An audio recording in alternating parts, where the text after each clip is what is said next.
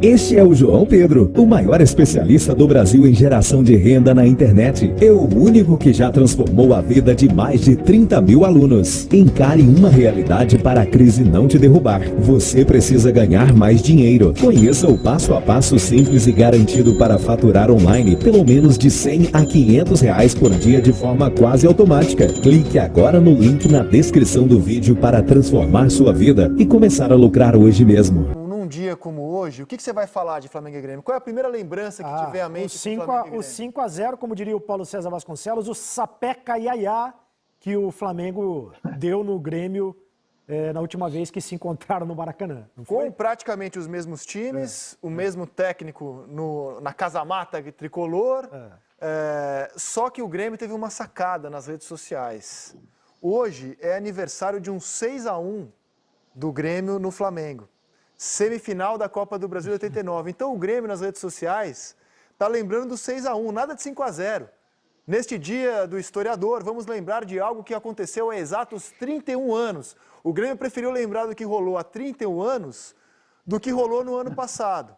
Nesta data, goleamos o Flamengo por 6-1 na semifinal da Copa do Brasil. Muito obrigado a todos os historiadores que se dedicam todos os dias a nos lembrar das coisas que nunca devem ser esquecidas. E vários amigos meus gremistas, para evitar a dolorosa lembrança do 5-0, subiram a hashtag 6-1Day. Eu não sei se isso passa para o campo, mas como ideia assim, de marketing, de comunicação, é muito bom, hein? Ótimo. Ótimo. Muito bom, hein? Nada como criar um fato novo para apagar um fato antigo. Esses gols do 6-1 foram do Cuca, Paulo Egídio, Almir, Cuca de novo, Paulo Egídio, Renato e Assis. Jogava bola o Cuca, ô Muricy? Ou mais ou menos? Jogava bem. É? Jogava bem, sim. Meia direita, né? Não sei, acabou isso no futebol, né? Aquele meio agressivo, ou seja, que vinha no setor do meio campo, mas chegava muito na frente, né? Eu também jogava nessa posição aí, então conheci um pouco. Então, o Cuca era um grande jogador, sim. Realmente, esse time do Grêmio também era muito bom. O Renato fez o gol do Flamengo, o gol de honra. O Renato Portaluppi fez o gol. Cara, baita ideia, baita ideia. Mas não interessa, a gente vai ter que lembrar do 5-0. Vamos lembrar, a gente vai ter que lembrar do 5-0. O Petkovic estava no Maracanã, ele viu aquele massacre de perto, Pet. Quais são as lembranças que você tem desse dia, Petkovic? É um acidente do trabalho, foi atropelado realmente o Grêmio. Então, primeiro o Flamengo, praticamente toda a finalização entrou. Primeiros 4 gols, 5 chutes, 4 gols. Isso é realmente difícil. Mas uma supremacia do Flamengo naquele momento, talvez muito além do que a gente esperava para esse jogo. Que o Grêmio, bom time, bom técnico, tudo de bom. Logicamente que o Flamengo era favorito, mas acho que ninguém esperava que fosse um resultado de 5-0, né? Como eu acho que ninguém esperava que o Barcelona tomasse 8 do Bayern, 8-2. Então, uns jogos históricos que acontecem, né? O Flamengo estava de parabéns naquele jogo, o ambiente era realmente maravilhoso, o jogo foi muito bom.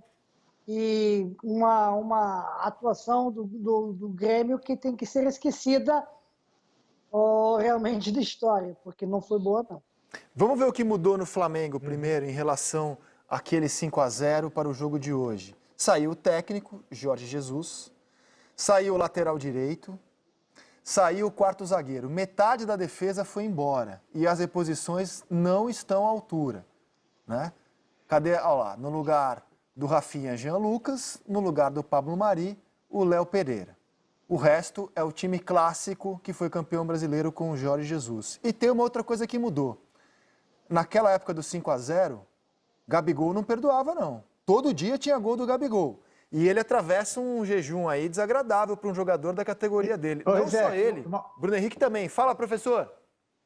E uma outra coisa que mudou também, a torcida, né, cara? Boa.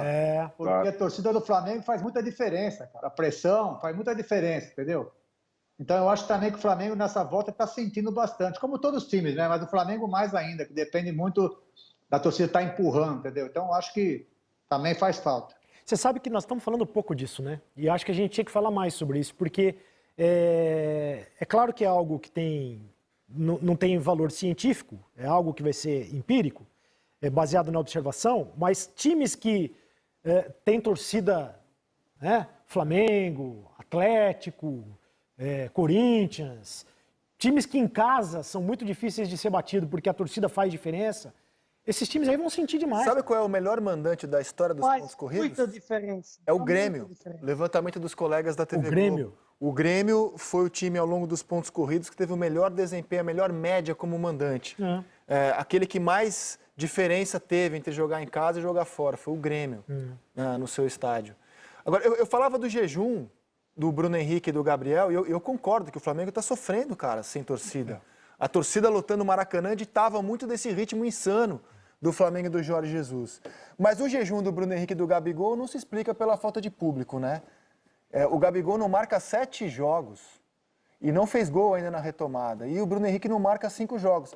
Foi algo muito raro, é algo muito raro. Aliás, nem sei se chegou a acontecer no ano passado. Acho que não aconteceu no ano passado. Como é que você está vendo o jejum dessa dupla aí, Pet? Olha, primeira coisa, muita diferença faz a presença do torcedor ou falta dele. Mas muito. Eu, como jogador, para mim isso é como se fosse jogo amistoso, como se fosse o treino. E muito difícil você entrar nesse ritmo, nessa convicção, nessa motivação com você mesmo. A não ser que seja um jogo muito importante, uma decisão. Aí sim você tem ânimo. Tanto que nas decisões do Carioca, o Gabigol ainda jogava bem. Deu assistências, não fez gol, mas deu assistência. Bruno Henrique fez gols e tudo isso. Agora, depois disso, entraram numa situação realmente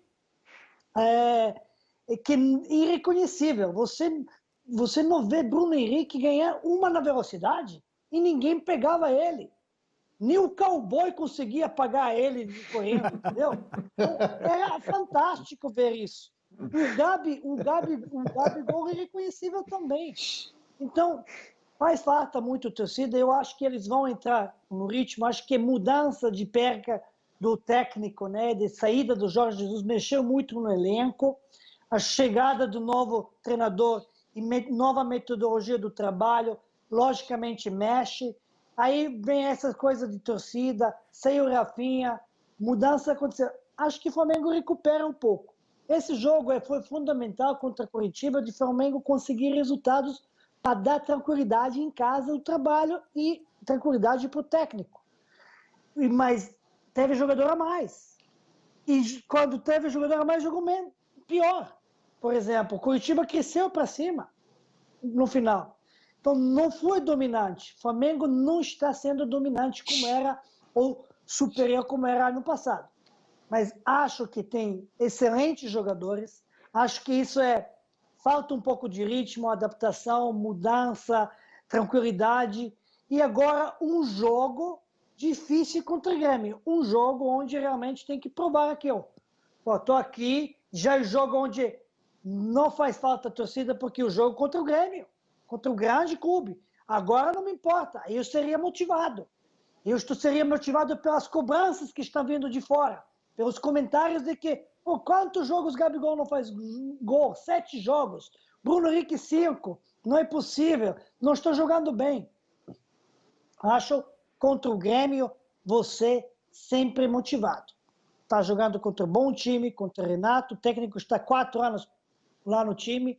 Você tem que defender o cinturão. Do ano passado meteu 5, então um jogo bom para você ver, bom para você jogar, mesmo sem torcida. Curioso ver esse time do Flamengo. Fala, Muricy, pode falar, Muricy. Só falar um pouquinho dessa coisa aí, isso aconteceu muito comigo, ou seja, um time quando ganha tudo, como o Flamengo ganhou, se o técnico que está lá não tiver um nível de cobrança maior, vai ter dificuldade, porque os jogadores brasileiros são assim, ou seja, os jogadores, comissão técnica, dirigente, existe aquela coisa, o cara se acomoda um pouco. E isso é uma coisa natural. E aí tem que ter um cara chato do lado, que no caso era o Jesus, que todo mundo ama no Flamengo, os jogadores também, porque os jogadores gostam de ser cobrados, né? Então eu vejo o Flamengo um pouco ainda acomodado nesse sentido. E isso aconteceu muito comigo, ou seja, todas as vezes, para mim ganhar o tricampeonato foi uma guerra. Até que eu fiquei doente, pô. Porque você tem que fazer a cabeça do jogador toda hora, que a vida continua e tem que ter treino a mais, e tem que tudo a mais. E o jogador que já ganhou, ele não aceita isso. Ele, pô, mas nós já ganhamos, professor, ganhamos tudo, Libertadores, Brasileiros, mas só que a vida continua, cara. Então, me parece assim, eu tenho um pouco de experiência nisso que aconteceu, que os jogadores, tá faltando um pouco de pressão em cima deles, entendeu? De outra vez ganhar, de querer também de novo, entendeu?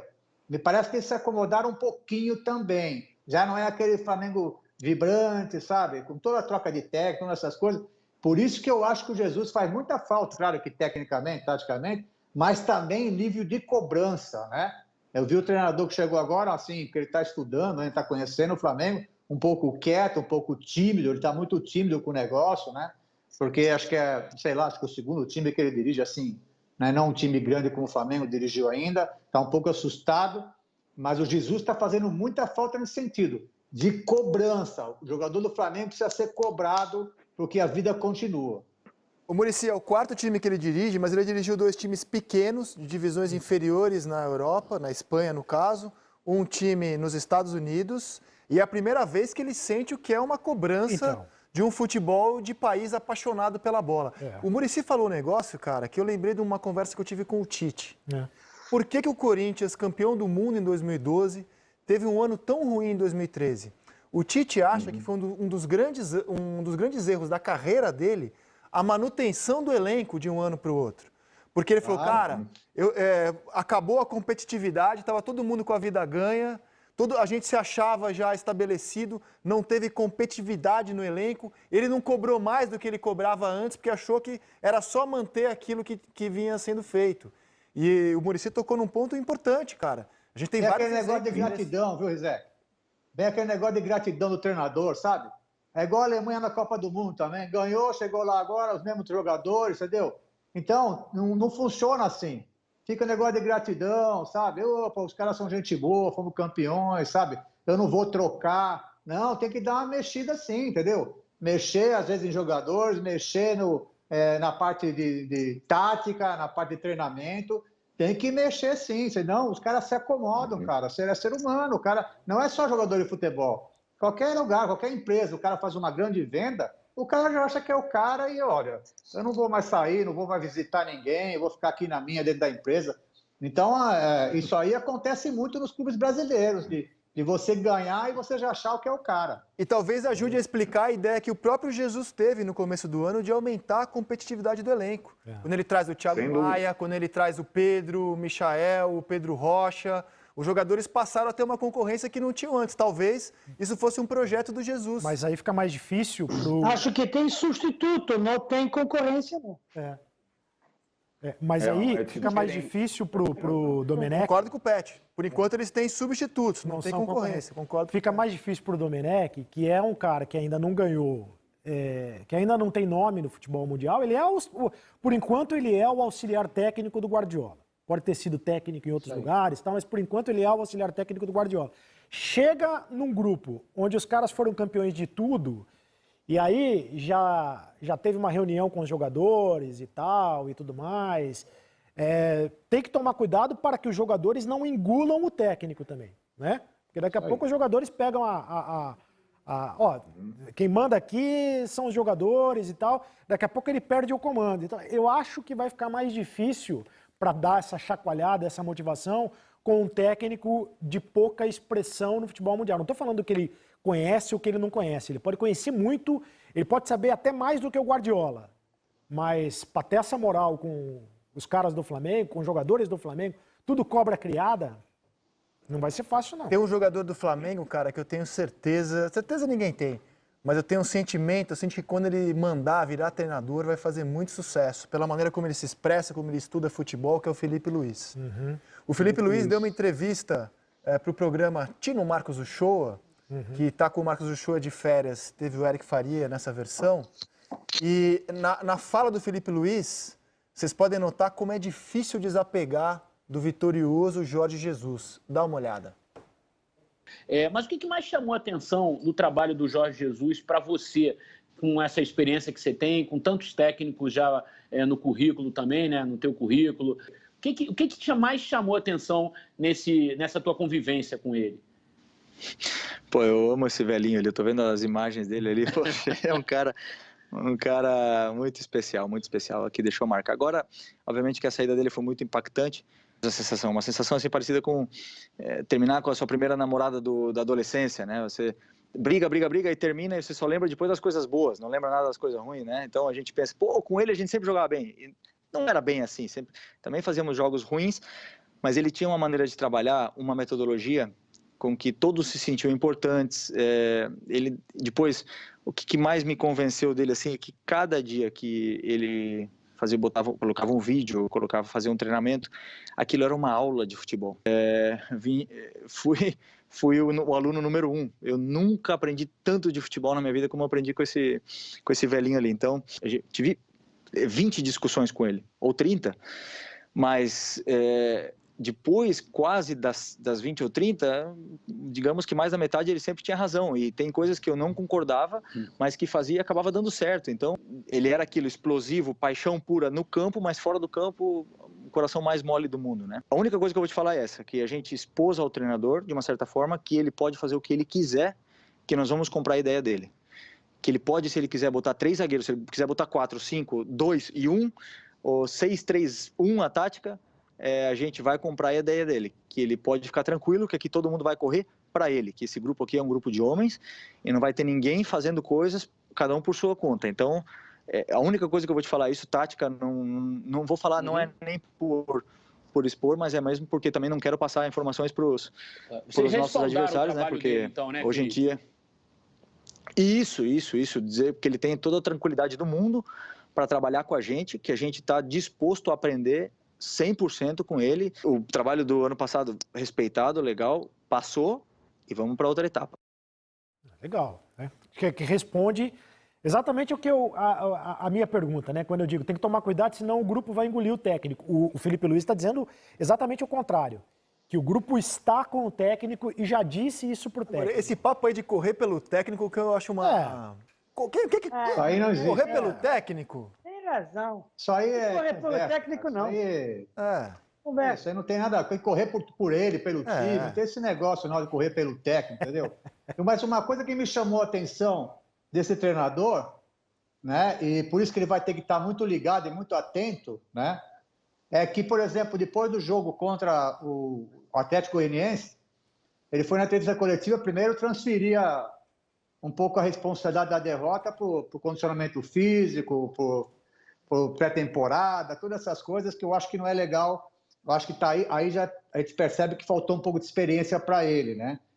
E uma outra coisa, que ele comentou muito, que o time dele começou no 4-3-3, aí depois, no segundo tempo, fez o 4-3-1, e não foi verdade. No segundo tempo, o Flamengo mudou, e aí que eu acho que é o grande motivo da reunião que se teve lá, que os próprios jogadores mudaram o esquema no segundo tempo. Porque ele na coletiva ele não falou com o tipo de jogo que o Flamengo fez no segundo tempo. O Flamengo voltou a jogar como antigamente, com Bruno Henrique e Gabigol por dentro e 2 meias, entendeu? Então, me preocupa bastante isso, e vocês têm razão. O jogador de futebol, né, num time gigante como é o Flamengo, jogadores consagrados, ele precisa de um comando forte, cara. Olha o que o Felipe falou aí do português. O português, além de ser um baita treinador, tem um comando muito forte. E aí, fora do campo, é outra coisa, entendeu? Então, me preocupa bastante nesse sentido, pela um pouco da falta de experiência desse treinador.